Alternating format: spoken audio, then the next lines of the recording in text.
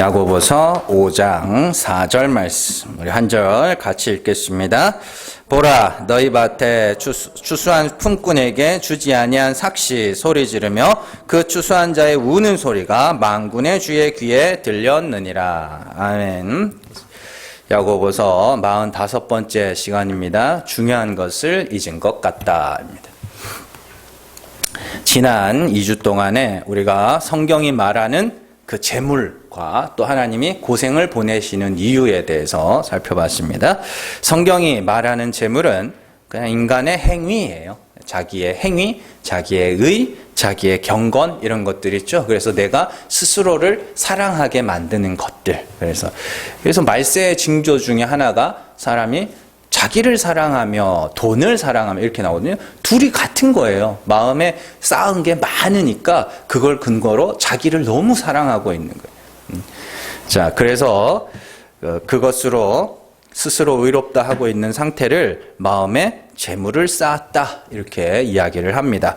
그래서 성경에 나오는 여러 가지 재물에 관한 이야기들을 우리가 살펴봤습니다. 하나님은 가난한 자를 믿음에 부여하게 하셔서 하나님의 나라를 유업으로 주시는 분이시고, 왜요? 하나님의 은혜가 오롯이 드러나야 되기 때문에, 그 나라는 하나님의 은혜가 찬송받고 하나님의 은혜가 영광을 받는 그런 나라이기 때문에, 거기가 하나님의 나라이기 때문에 가난한 자로 만들어서 구원을 하시는 거란 말입니다. 그래서 인간은 스스로를 재물을 쌓아 스스로 영생에 이르고자 하는 자들입니다. 그래서 하나님은 택하신 자들을 가난하게 하시고 그들이 어떤 재물을 쌓았더라도 그걸 폐기하시는 그런 고생을 보내시는 분이다. 하나님이 보내신다고. 그래서 너희에게 임할 고생으로 말미암아 울고 통곡하라. 고생이 찾아온다는 소리예요. 하나님으로부터 우리에게. 그걸 베드로는 불시험이라고 하고 바울은 환난이라고 이야기를 하는 겁니다. 자, 그래서 그들이 어떠한 재물도 쌓지 못하고 온전히 그냥 오롯이 하나님의 은혜만을 바라는 자로 만들어 구원을 하시는 거예요. 그러니까 우리가 신앙생활이 죽을 때까지 계속되는 이유가 거기 있는 거라니까요. 죽을 때까지 다 배우고 가는 거예요. 그래서 하나님 마지막 순간까지 여러분들은 하나님 내가 아무것도 아니었네요. 하나님 은혜가 아니면 아무것도 아닌 그런 자였네요. 그걸 평생 배우고 가는 거라니까요. 자, 아브라함을 믿음의 조상이라고 부르는 이유도 똑같은 이유예요. 아브라함이 믿은 하나님은 죽은 자를 살리시며 없는 것을 있는 것으로 부르시는 하나님이고, 그 믿음이 아브라함 안에서 역사하여, 그죠? 아브라함을 죽은 자와 같이 만들고, 그로 말미암아 하나님이 아들을 낳게 하심으로 하나님이 웃게 하셨다. 그게 제일 중요한 건데 거기까지 가지를 못해. 그냥 아들을 낳았다 해서 끝나버린다니까요. 그게 아니라 하나님이 웃게 하셨네요. 하나님이 아들을 주셨네요. 아무도 나를 보고 젖을 먹일 거라고, 사라가 고백하는 거죠. 아무도 나를 보고 젖을 먹일 거라고 하지 못했는데 하나님이 웃게 하셨네요. 이게 제일 중요한 거라니까요. 그래서 이처럼 하나님의 나라는 온전히 은혜로만 들어갈 수 있기 때문에 하나님은 택하신 자들이 마음에 어떠한 재물도 쌓지 못하도록 하나님이 그 쌓은 것들을 폐기하시는 그런 분이다. 그렇게 우리가 살펴봤습니다. 그래서 재물이 없으면 뭐가 없어요? 자랑이 없어지는 거라 그렇게 이야기를 합니다. 왜냐하면 사람은요, 재물과 하나님을 겸하여 섬길 수 없는 자라고 그랬죠. 그래서 재물을 섬긴다는 것은 자기 행위에서 구원의 조건을 찾는다는 것이고, 하나님을 섬긴다는 것은 하나님의 은혜가 나를 구원하셨음을 고백하는 것이기 때문에 재물과 하나님을 겸하여 섬길 수 없다고 이야기를 하는 겁니다. 그래서 목사님들이 이런 이야기가 나오면 돈을 섬기면 안 된다고 마치 그런 사람이 있는 것처럼 이야기를 하는데, 그런 사람 없습니다. 없어요. 예. 돈을 어떻게 섬기는지 제가 마치 그런 사람이 있는 것처럼 이야기를 한다고요. 다들 돈이 필요해서 일을 하는 거고요. 뭐 정말 갑부들 있죠. 엄청난 부자들, 그래서 재벌 회장 이런 사람들은 그 어깨에 짊어진 게 정말 무거운 짐을 짊어지고 살아요. 왜냐하면 자기 밑에 딸린 사람이 작게는 몇천 명에서 많게는 수십만이라니까요. 그래서 그 사람들은 어마어마한 짐을 지고 살아요. 자기가 한번 잘못하면 다 막 이렇게 된다니까요. 그래서 우리가 뭐 IMF 같은 거 겪으면서 알잖아요. 기업이 하나 망하니까 얼마나 많은 사람들이, 그러니까 그런 짐을 지고 살아가는데 그런 사람들 보고 함부로 뭐 돈을 섬긴다고 그렇게 말하면 안 돼요. 돈을 섬긴다는 건, 재물을 섬긴다는 건 내가 내 행위로 하나님 앞에 나가겠다 하는 그 상태란 말입니다. 그래서 제가 지난주에 말씀드린 게 나는 내가 살았다, 내가 살겠다 하는 것과 나는 죽었으나 하나님이 나를 살린다, 이것이 돈과 재물을 섬기는, 겸하여 섬기지 못하는 거에 대표적인 거라니까. 나는 무명하나 하나님이 나를 유명하게 하는 게 하나님을 섬기는 거고요. 내가 유명한 자가 되는 게 그게 나를 섬기는 거니까, 재물을 섬기는 거라니까. 그래서 나는 내가 스스로 강해지느냐 아니면 나는 약하나 하나님이 나의 강함이 되어주시느냐, 그게 돈과 재물을 겸하여 섬기는 하나님과 재물을 겸하여 섬기는 거라고 이야기를 하는 거예요. 그러니까 이렇게 성경을 보면서 여러분들이 항상 나의 현실 감각이 깨어 있어야 됩니다. 그래야 설교를 들을 때도 그렇지라고 깨달아지는 거고, 저건 아닌데라는 것도 알 수 있는 거예요. 자, 그래서 내 행위를 가치 있게 여기는 자들에게는 하나님의 은혜가 가치 없이 여겨지는 것이고, 하나님의 은혜를 가치 있게 여기는 자들에게는 내 행위가 아무것도 아닌 게 되어버리기 때문에 사람이 하나님과 재물을 겸하여 섬길 수 없다. 왜냐하면 하나를 귀하다 하면 하나를 비천하게 여기고 그렇게 되기 때문에. 이해가 되시죠? 네.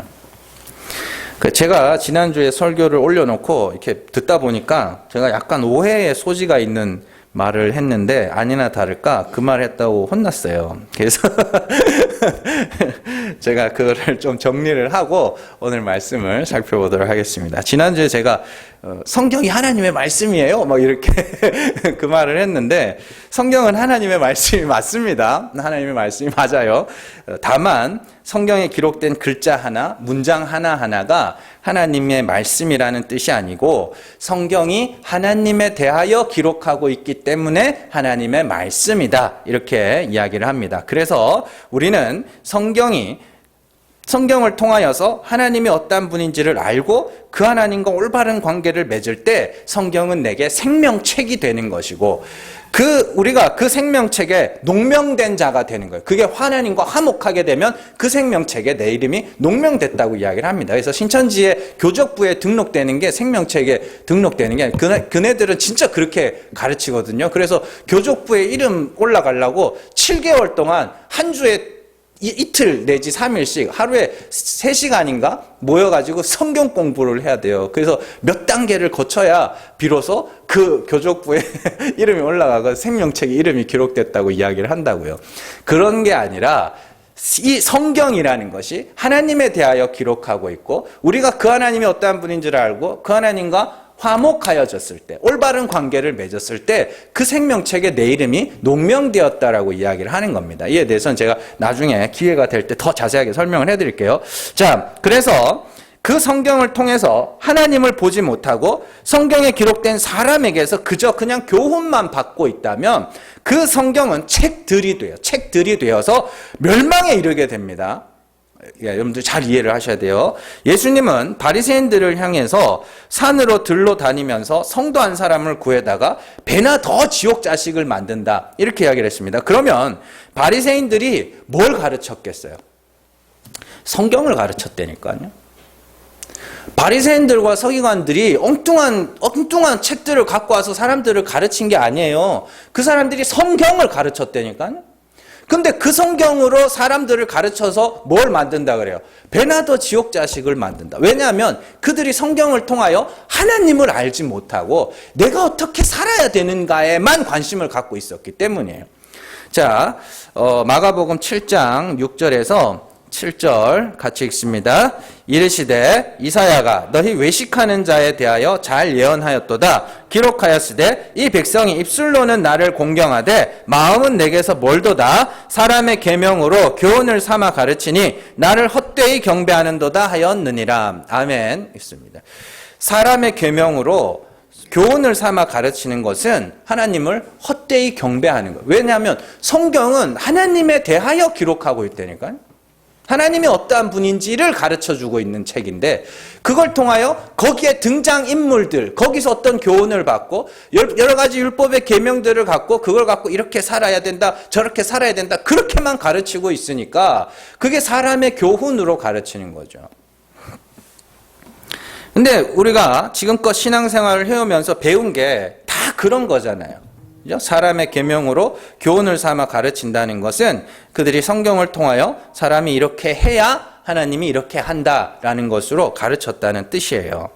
그런데 그게 잘못된 것이다. 그렇게 이야기합니다. 그러니까 무조건 나쁘다고는 할 수 없지만 궁극적으로는 우리가 성경을 통하여, 특히 여기서는 구약을 이야기합니다. 성경을 통하여서 우리는 궁극적으로 하나님이 어떠한 분인지를 알아야 되는 거예요. 예를 들어서 일기장 있죠? 여러분들 일기 요즘 쓰세요? 일기를 쓰는 사람도 있고 안 쓰는 사람도 있고 그런데 일기장이라는 것은요, 일기를 쓴 사람의 일상과 그의 생각이 담겨져 있습니다. 그래서 다른 사람들의 일기를 몰래 훔쳐보면 참 재밌는 이유가 뭐냐면 그 사람이 어떤 생각을 갖고 있는지 그 사람에 대해서 알 수 있기 때문이에요. 그래서 내가 어떤 사람인지를 알려주려고 다른 사람에게 일기장을 툭 던져줬는데 그 사람이 일기를 읽으면서 나라는 사람에 대하여 알아가는 것이 아니라 거기에 등장한 다른 인물들이 있을 거 아닙니까? 그 사람들만 자꾸 보고 있으면 그러면 안 된다는 이야기예요. 그래서 마찬가지로 성경은 하나님이 어떠한 분이며 하나님이 어떻게 일하시는지를 알라고 주신 책이다.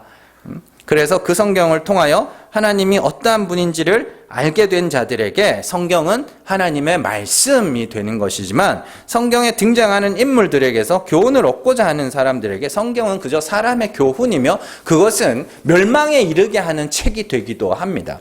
그런 의미에서 성경에 기록된 것이 다 하나님의 말씀이 아니라고 하는 것이고 성경을 통하여 참 하나님이 어떠한 분인지를 알게 된 자에게 있어서 성경은 하나님의 말씀이 되는 거란 말입니다. 그런데 여기서 중요한 것은 하나님을 알기 위해서는 어떻게 해야 된다 그래요? 성령이 임하여야 된다 이렇게 이야기를 하죠. 성령 받기 전에는 사람은 성경을 사람의 계명으로 볼 수밖에 없습니다. 그러나 성령을 부음받아서 하나님이 어떤 분인지를 알게 된 후에 성경을 보게 되면 그제서는 이제 하나님이 이런 분이네, 여기도 그러네 이렇게 보이기 시작한다는 거예요. 그걸 성경이 열린다, 성경이 풀린다 이렇게 이야기를 하는 겁니다. 그래서 여러분들이 성경이 열리셔야 돼요.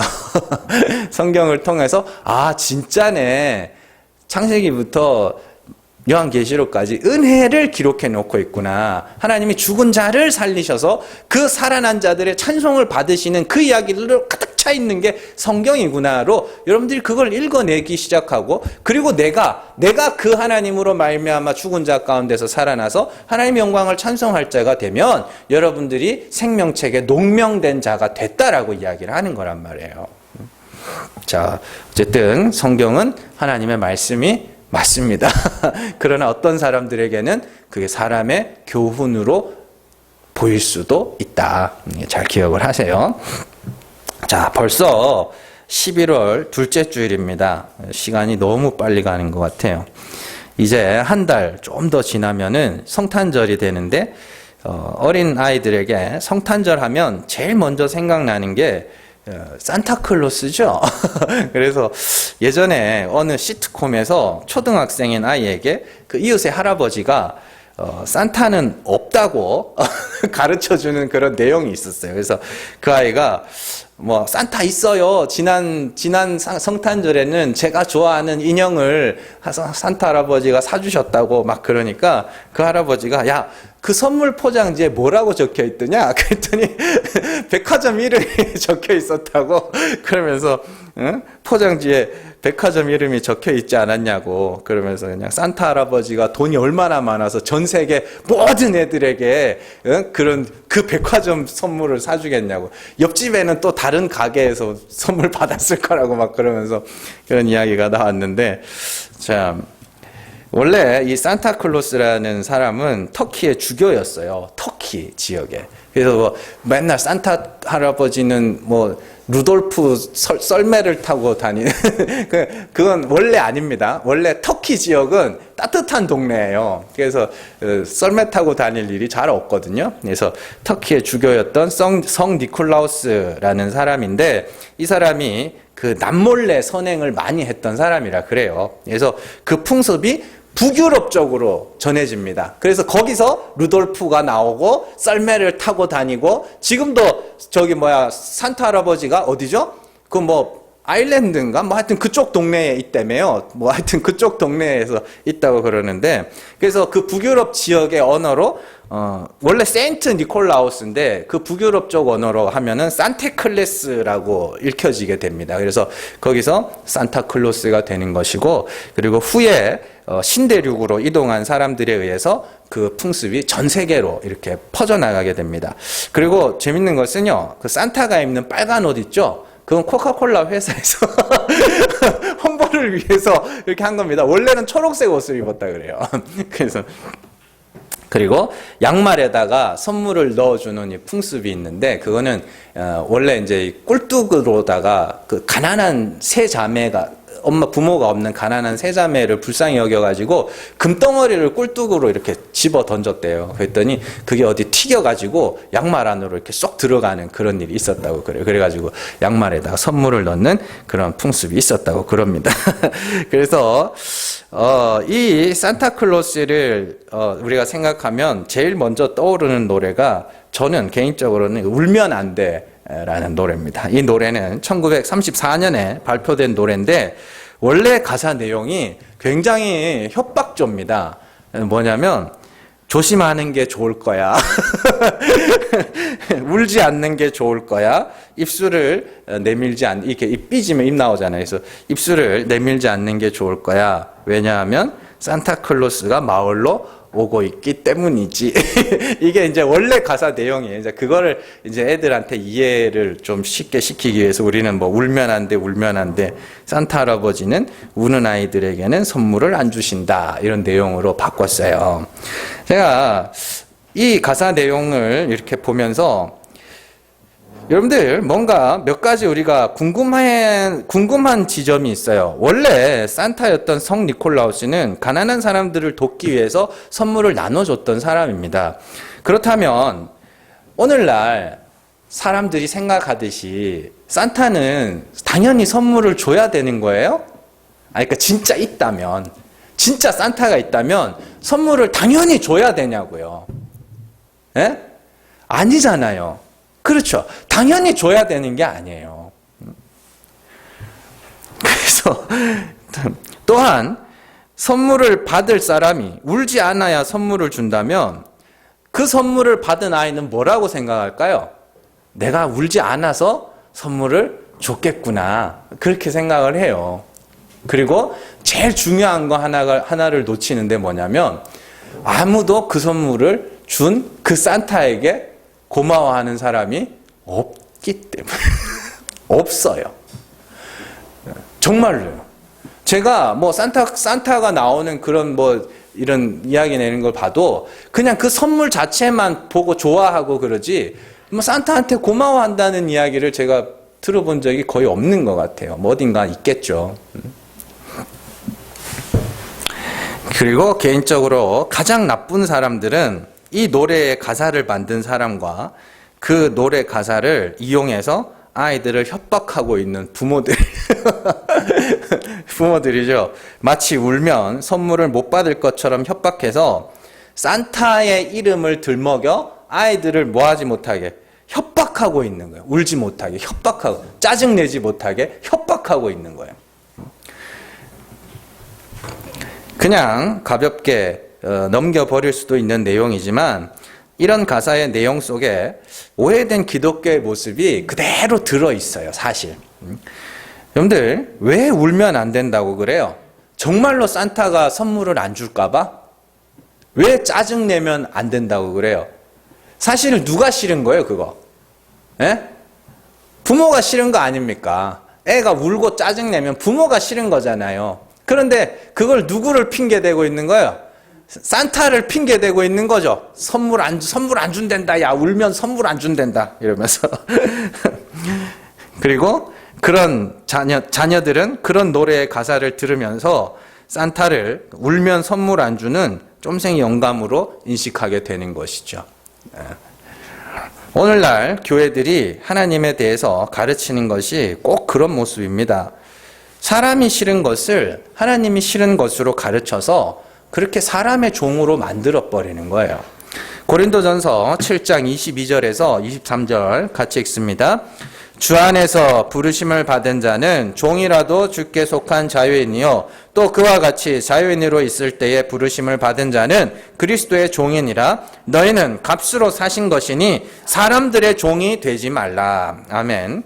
사도 바울은 성도들을 향해서 너희는 그리스도의 피로 값주고 사신 하나님의 것이기 때문에 절대로 사람의 종이 되지 말아라. 이렇게 이야기를 합니다.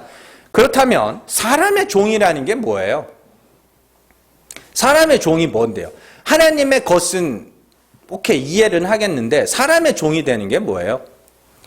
누군가가 하나님의 이름을 들먹거리면서 이것과 저것을 행하게 할 때 그 하나님이 두려워서 사람의 말을 하나님의 말처럼 듣는 거예요.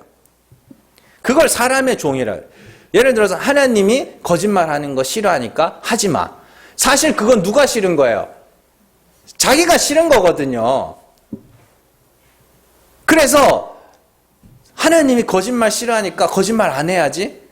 거기다가 이제 적당하게 협박도 하는 거죠. 거짓말하면 하나님이 뺏어갈 거야. 재산을 뺏어갈 거야. 그러면서 몸을 치실 거야. 이렇게 뺏어갈 거야. 이렇게 협박을 하면 사람들이 따라간단 말이에요. 그렇게 무서워가지고. 근데 그건 누가 하는 말이에요? 사람의 말이잖아요. 그래서 그걸 사람의 종이라고 이야기를 하는 겁니다. 갈라디아서 4장 8절에서 9절 같이 읽습니다. 그러나 너희가 그때에는 하나님을 알지 못하여 본질상 하나님이 아닌 자들에게 종노릇하였더니 이제는 너희가 하나님을 알 뿐 아니라 더욱이 하나님이 아신 바 되었거늘 어찌하여 다시 약하고 천박한 초등학문으로 돌아가서 다시 그들에게 종노릇하려 하느냐. 아멘. 8절에서 본질상 하나님이 아닌 자들 누구예요? 사람이라니까요. 본질상 하나님이 아닌 자들에게 종노릇하던 자들. 그런데 9절에서 본질상 하나님이 아닌 자들을 천박한 초등학문으로 돌아가서 그들에게 종노릇하는 것이라고 이야기를 하는 거예요. 그렇다면 사람의 종노릇이라는 것은 결국 성경으로 사람을 협박하는 자들, 그리고 그 말을 따라서 하나님을 무서워하는 자들, 그런 이야기를 합니다. 그래서 천박한 초등학문 아래에서 종노릇하는 자들을 사도 바울이 무서워하는 종의 영을 받은 자라고 이야기를 하는 거예요. 갈라디아서 4장 6절 같이 읽습니다.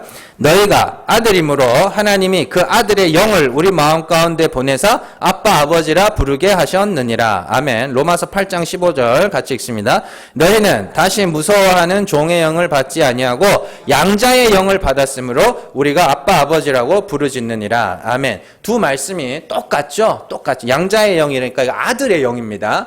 그런데 로마서 8장에서 종의 영을 뭐라고 부르냐면 무서워하는 종의 영이라고 불러요. 그죠? 왜냐하면 율법적 신앙, 다른 말로 내 행위를 보시고 하나님이 그 행위에 상응하는 복과 벌을 주신다는 그 율법적 신앙은요, 사람이 하나님을 무서워하게 만드는 효과가 있어요. 겉으로는 복받기 위해서 이것저것 한다고 하지만 그 이면에는 벌받기 싫은 마음이 자리 잡고 있는 거예요. 그래서 제가 사역했던 교회들을 보면요, 11조를 안 내면 하나님이 벌 줄까 봐 낸다고 하는 사람들이 교회마다 꼭 있었어요. 11조 띵가 먹으면 하나님이 벌 줄까 봐 무서워서 낸대요, 자기는. 그러면은 도대체 그걸 가스라이팅이라 그래요. 그게 요즘 시쳇말로, 젊은 사람들이 쓰는 말로 그걸 가스라이팅이라 그래요. 계속해서 세뇌시키는 거예요, 그렇게. 남녀 간에 많이 이러는, 넌 나 없으면 안 돼, 넌 나 없으면 안 돼, 너 나 없으면 어쩔 뻔했어, 자꾸 그래가지고 사람이 점점 그 사람에게 의존하게 만드는 거거든요. 그래서 내 판단을 믿지 못하게 만들어요. 그게 이제 가스라이팅이라 그러는데 교회가 그걸 하고 있어요. 무서워서 내는 거예요, 11조를. 감사가 없어요. 거기에 감사가 어디 있어요? 찬송이 어디 있어요, 거기에? 그냥 무서움 뿐이지. 근데 말로는 복 받으려고 낸다 그러는데 사실은 조금만 시간이 지나면 알게 돼요. 무서워서 하는 거예요.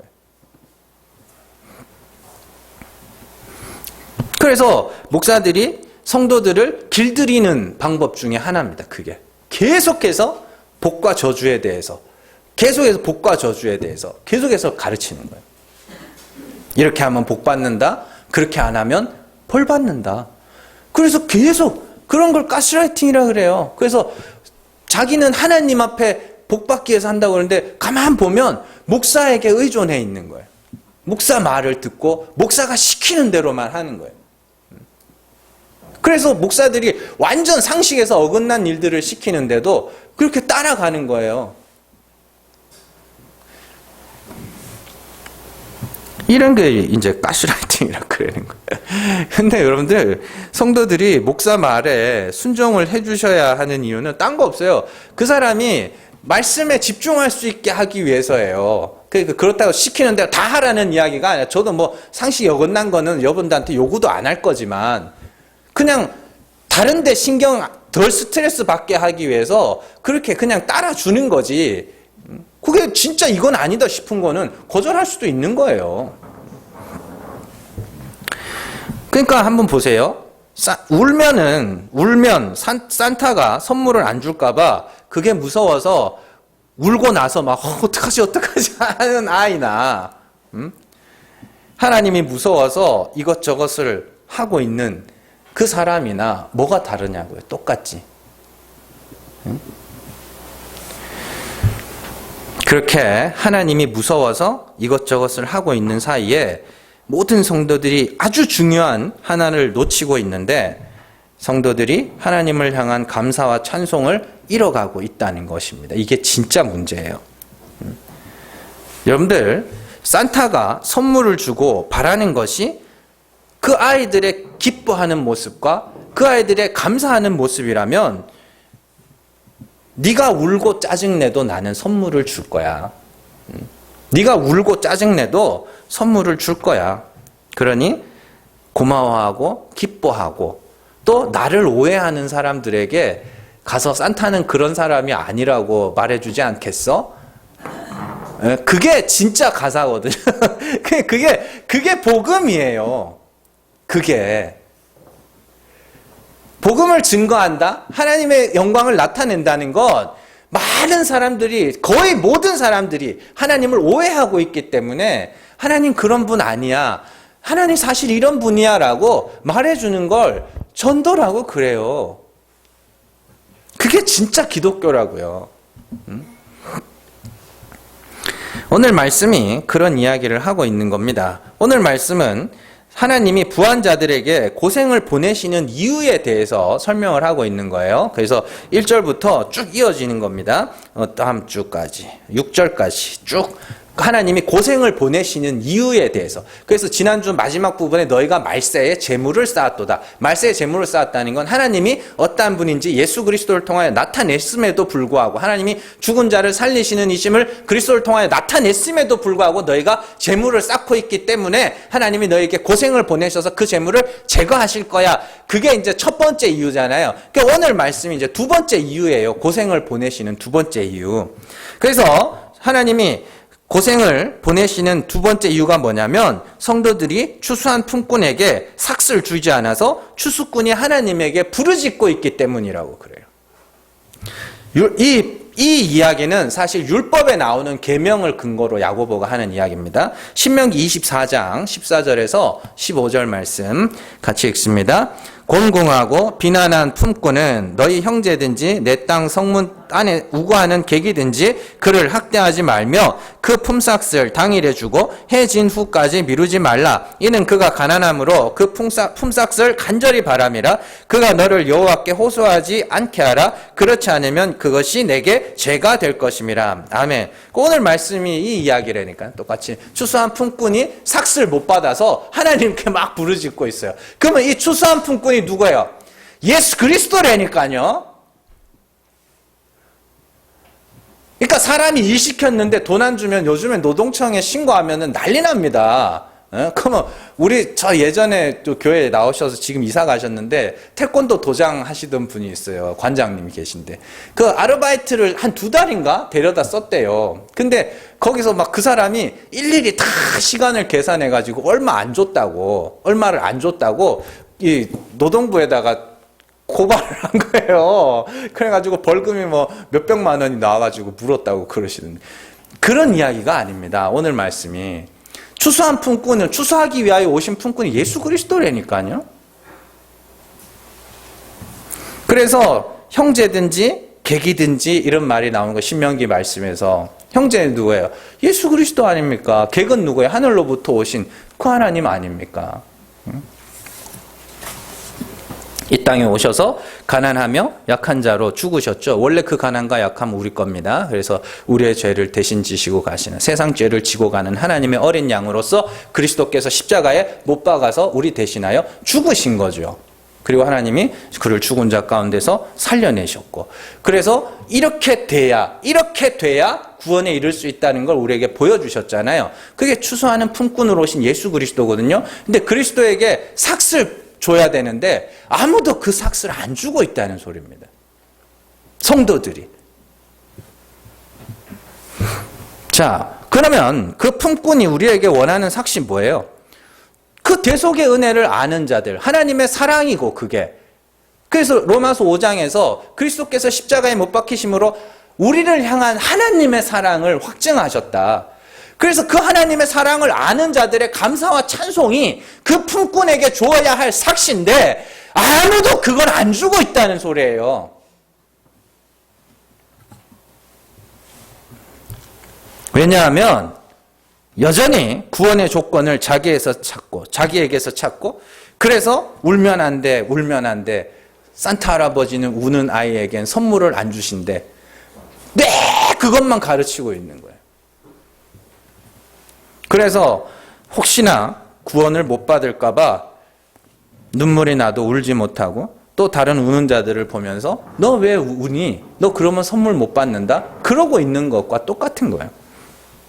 그래서 성도들이 감사하는 자가 되도록 하기 위해서 그 삭슬 지불하는 자가 되도록 하기 위해서 하나님이 고생을 보내어 너희를 가난하게 하시겠다. 말씀이 그렇게 이어지는 거예요. 야고보가 이 이야기를 하는 이유는 첫 번째로 성도들의 긍휼의 행함이 없어졌기 때문이에요. 율법은 죄를 아는 것이고 그 죄로 하나님의 긍휼을 구하게 될 때 그리스도의 피로 씻어 구원하시는 것이 하나님의 구원의 원리잖아요. 그런데 인간들이 긍휼의 자리를 벗어나서 계속해서 다시 율법 아래로 들어가서 거기서 내게서 구원의 조건을 찾으려고 하는 거예요. 뭔가를 행하여 하나님의 의에 자기의 행위를 더하려고 하는 시도 때문에 이 편지를 쓰고 있는 거거든요. 두 번째로는 그 긍휼의 행함이 없는 자들이 율법의 행위를 근거로 서로를 판단하고 비판하며 서로 비교하고 있기 때문이에요. 그러니까 그 관심이 누구에게 있는 거예요? 나에게 있는 거예요. 그리고 나와 너의 그 경쟁 관계. 그것 때문에 뭘 못 보고 있냐면 구원하신 하나님을 못 보고 있다는 뜻이에요. 그러니까 마땅히 지불해야 될 삭슬 지불을 하지 않고 있는 겁니다. 그래서 우리가 2장에서 살펴봤듯이 성도들이 부자를 보면 어떻게 해요? 여기 좋은 자리에 앉으소서 하고 가난한 자를 보면 야 너는 저기 내 발등상 밑에 앉으라고 이야기를 하고 그게 뭐냐면 돈 많은 사람이 교회에 오면은 막 여기 좋은 자리에 앉으세요. 가난한 사람이 오면 저 구석에 저 아무 때나 가가지고 앉으시라고. 그런 교회 없습니다. 요즘에 그러면 큰일 나요. 욕먹어요. 그 이야기가 아닙니다. 보고 율법의 행위를 잘 지키고 자기가 정말로 자기 신앙을 대단한 것처럼 여기는 사람들을 보면서 이 믿음이 참 좋으시네요. 그리고 율법 앞에 죄인으로 낙인 찍힌 사람들을 보면서 저 어떤 저런 게 교회를 나와? 그 이야기라니까요. 여러분들이 하시던 거. 그걸 보면서 너희 지금 뭐하냐? 모든 사람이 다 하나님의 긍휼하심에 의해서 구원에 이르는 것이고 너희는 반드시 율법 앞에서 죽어서 죄를 알고 그 죄로 죽어서 하나님의 긍휼을 구하는 그 긍휼의 행함이 있어요. 그러니까 온전히 하나님의 은혜만이 너희를 통하여 높임을 받아야 되는 것인데 왜 그 삭시를 지불하지 않아? 그렇게 이야기하는 겁니다. 서로 비교하면서 서로 차별하면서 다른 사람들 그냥 비판하기 바쁜 거예요. 그 비판이 여러분들 그 신앙에 대한 비판들이 물론 싫어할 수는 있다니까요. 그 내가 싫고 내 마음에 안 드는 걸 갖고 뭐라 하는 게 아니에요. 그걸 보면서 사람들 저 사람은 믿음이 있네. 저 사람은 믿음이 좋네. 이런 거 말하는 거예요. 그러는 사이에 추수하는 품꾼으로 오신 예수 그리스도에게 드려야 할 찬송과 감사 그리고 그 하나님에게 올라가야 될 그 영광이 드려지지 않고 있다. 그 이야기입니다. 에베소서 2장 3절에서 9절 말씀 잘 생각하면서 읽으세요. 같이 읽습니다. 전에는 우리도 다 그 가운데서 우리 육체의 욕심을 따라 지내며 육체와 마음에 원하는 것을 하여 다른 이들과 같이 본질상 진노의 자녀였더니 긍휼이 풍성하신 하나님이 우리를 사랑하신 그 큰 사랑을 인하여 허물로 죽은 우리를 그리스도와 함께 살리셨고 너희는 은혜로 구원을 받은 것이라 또 함께 일으키사 그리스도 예수 안에서 함께 하늘에 앉히시니 이는 그리스도 예수 안에서 우리에게 자비하심으로써 그 은혜의 지극히 풍성함을 오는 여러 세대에 나타내려 하심이라. 너희는 그 은혜에 의하여 믿음으로 말미암아 구원을 받았으니 이것은 너희에게서 난 것이 아니요 하나님의 선물이라. 행위에서 난 것이 아니니 이는 누구든지 자랑하지 못하게 함이라. 아멘. 허물로 죽은 우리를 그리스도와 함께 살리셔서, 허물로 죽는 건 반드시 있어야 되는 겁니다. 원래 허물이 죽어 있었다 이게 아니라 사람이 죄와 허물로 죽어야 되는 거예요. 그게 택하심 받은 자들이 일어나는 일입니다. 그리스도와 함께 살리셔서 하늘에 앉히시는 이유를 7절 말씀 보시면 하나님의 은혜, 지극히 풍성함, 하나님의 은혜의 지극히 풍성함을 오는 여러 세대에 나타내려 하심이라. 허물로 죽은 자들을 살려내셔서 하나님 보좌에 앉히심으로 하나님이 뭐 하려고 하냐면 내 은혜가 이렇게 풍성하단다를 보여주고 싶으신 거예요. 그래서 구원을 선물이라고 하는 겁니다. 그래서 여러분들을 통하여, 여러분들의 입술을 통하여 하나님의 은혜가 나타나야 되는 거예요. 여러분들을 자랑하는 게 아니라 나는 이렇게 부족하고 이렇게 죄 많고 정말로 내 속을 들여다보면 정말 자랑할 만한 것이 하나도 없는 죄인일 뿐인데 그리스도께서 나를 구원하셨다. 하나님의 은혜가 나를 구원하셨다. 그게 품꾼에게 주어야 할 삭시라니까요. 근데 자꾸만 자기 육체로 자랑하게 만드는 거예요. 어떠한 자랑도 있어서는 안 된다고 이야기를 하는데 계속해서 육체의 자랑들을 자꾸 늘려가게 하는 거예요. 교회들이.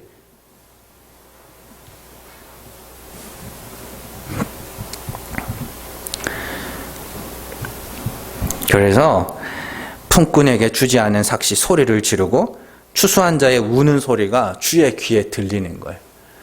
아무도 감사하지를 않네요. 아무도 그 십자가를 자랑하지 않네요. 어떻게 하면 내가 더 훌륭한 자, 어떻게 하면 내가 더 경건한 자인가, 그거 하니라고 아무도 감사하지 않네요. 산타가 선물을 줬는데 애 새끼들이 그거에 대해서 감사하는 애들이 하나도 없고, 그거에 대해서 그냥 당연히 받아야 하는 거라고 그러고 앉았으니 똑같은 거죠, 뭐. 그래서 고생이 임하여 그 구원이 당연한 것이 아니며 그 구원을 우리에게 허락하시게 하여 하나님이 얼마나 큰 희생을 치르셨으며 그리고 그 사랑이 얼마나 엄청난 것인지를 우리를 죽여 가르쳐 가시는 거예요. 그래서 단순히 우리를 낮추시는 것 자체가 목적이 아니라 하나님이 높이셨음을 알고 그 하나님의 은혜를 찬송하며 그 하나님께 감사하도록 하는 것이 하나님이 우리에게 보내시는 고생의 목적인 것입니다.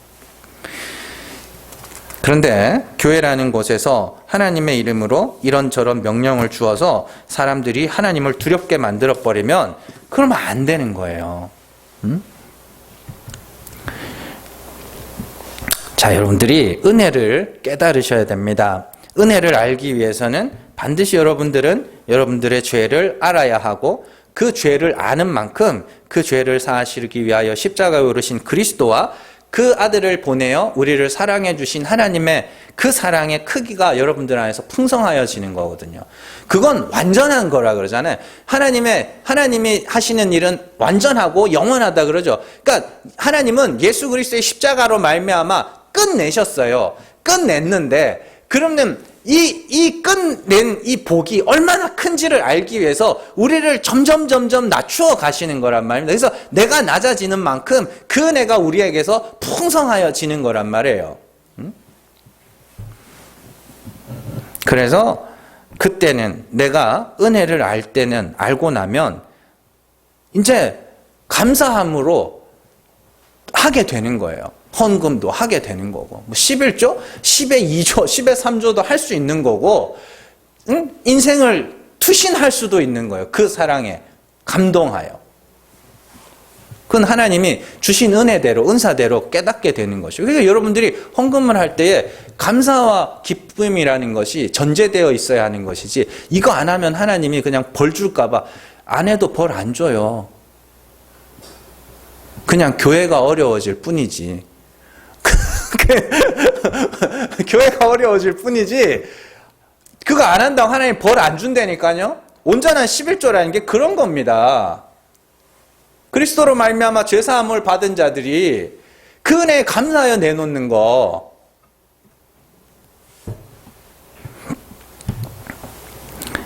그래서 우리 교회는 협박 같은 거 안 하잖아요. 하나님이 원하신다고, 하나님이 이런 거 하라고 협박 같은 거 안 하잖아요.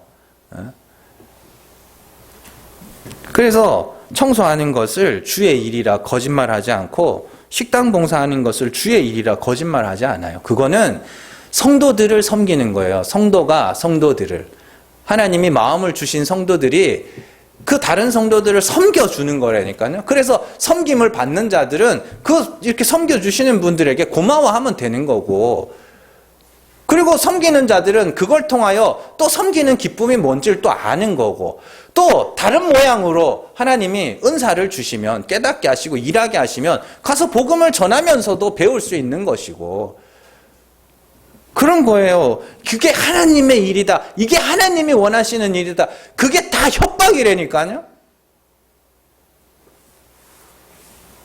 그래서 그냥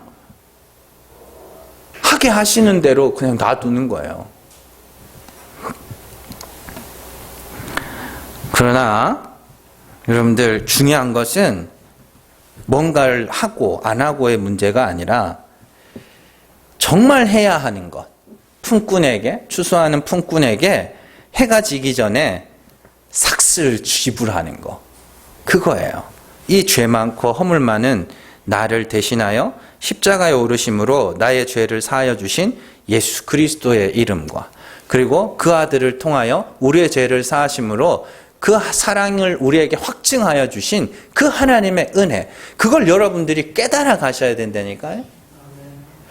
그래서 감사와 찬송으로 하나님 앞에 예배하는 거예요. 그리고 그 찬송이 다른 이들에게로 흘러갈 때 그걸 복음을 전한다라고 이야기를 하는 겁니다.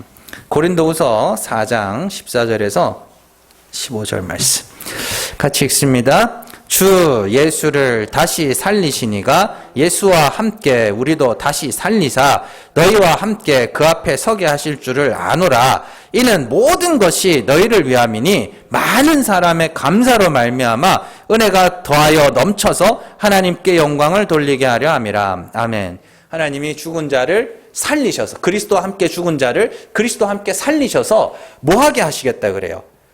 감사로 말미암아 하나님께 영광을 돌리게 하시겠다. 하나님이 죽을 것이 하나님의 은혜로 구원에 이르게 됐네요. 그 감사로 그 감사가 하나님께 영광을 돌리는 거라니까. 히브리서 13장 15절입니다. 같이 읽습니다. 그러므로 우리는 예수로 말미암아 항상 찬송의 제사를 하나님께 드리자. 이는 그 이름을 증언하는 입술의 열매니라. 아멘. 예수로 말미암아 항상 찬송의 제사를 하나님께 드리자. 예수 그리스도의 영단번의 완전한 제사함으로 말미암아 죄를 사함 받고 그리스도와 함께 죽고 그리스도와 함께 살아날 소망을 갖고 있는 그 자들, 예수로 말미암아 뭐요? 찬송의 제사를 하나님 앞에 드리자. 그게 지불해야 될 삭시라니까요. 그러니까 서로 비교하는 건 이제 안 하셔도 돼요.